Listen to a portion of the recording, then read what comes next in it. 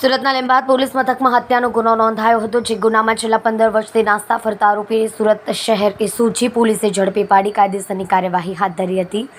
સુરત શહેર એસઓજી પોલીસની ટીમે કાપોદ્રા ધરતીનગર પાસેથી આરોપી 31 વર્ષીય નીલમણી ઉર્ફે અનિલ ઉર્ફે કાલિયા ધનુર્ધર ઉર્ફે કાલુ પ્રધાનને ઝડપી પાડ્યો હતો। પોલીસે તેની પૂછપરછ કરતા સામે આવ્યું હતું કે ગત 13મી એપ્રિલ 2010ના રોજ પોતે તેમજ તેનો મિત્ર મેસમાં જમવા માટે બેઠા હતા।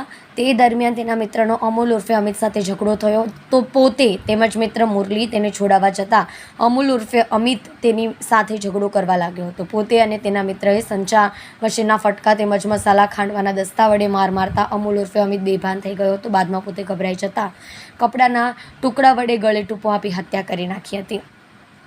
બાદમાં લાશને કંતાલમાં લપેટીને સીવી રૂમમાં મૂકી પોતે પોલીસથી બચવા પોતાના વતન સાથે નાસી ગયો હતો। એસઓજી પોલીસે આરોપીનો કબજો લીંબાદ પોલીસને સોંપ્યો હતો।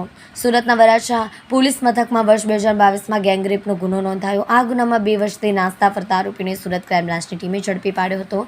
સુરત ક્રાઇમ બ્રાન્ચની ટીમે અમદાવાદ ચાંગોદરા જેડીસ વિસ્તારમાંથી 25 વર્ષીય આરોપી વિનોદ ઉર્ફે શિવા રમેશભાઈ રાજપૂત ઉંમર 25ને ઝડપી પાડી કાયદેસરની કાર્યવાહી કરી હતી।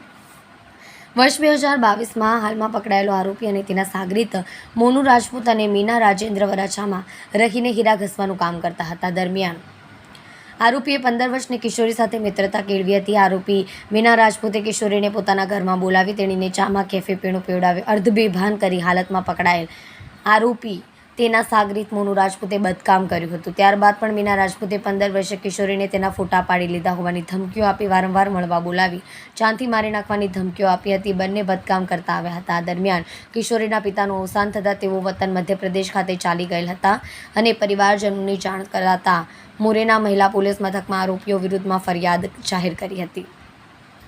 આ ગુનો નોંધાયા બાબતની જાણ આરોપીને થતાં તે નાસી ગયો હતો। દરમિયાન આરોપી અમદાવાદ ખાતે મજૂરી કામ કરતો હોવાની માહિતી સુરત ક્રાઇમ બ્રાન્ચને મળતા તેને ઝડપી પાડી કાયદેસરની કાર્યવાહી હાથ ધરી હતી।